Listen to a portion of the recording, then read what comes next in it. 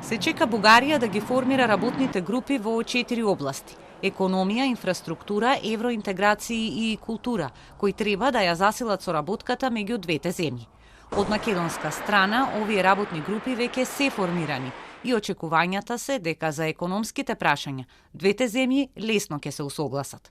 Во делот на економијата, трговијата, енергетиката, ние сме ги направиле сите подготовки. Ќе одиме во понеделник и во вторник во нашиот сосед Република Бугарија со конкретни предлози, со конкретни договори и меморандуми што би ги потпишале.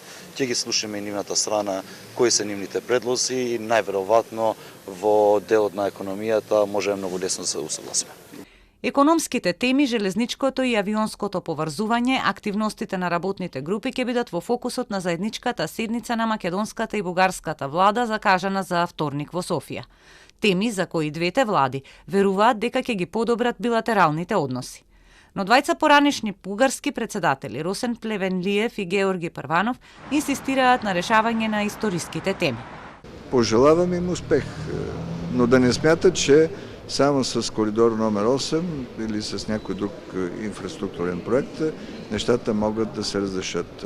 Темата за общата история трябва да получи своето разрешение.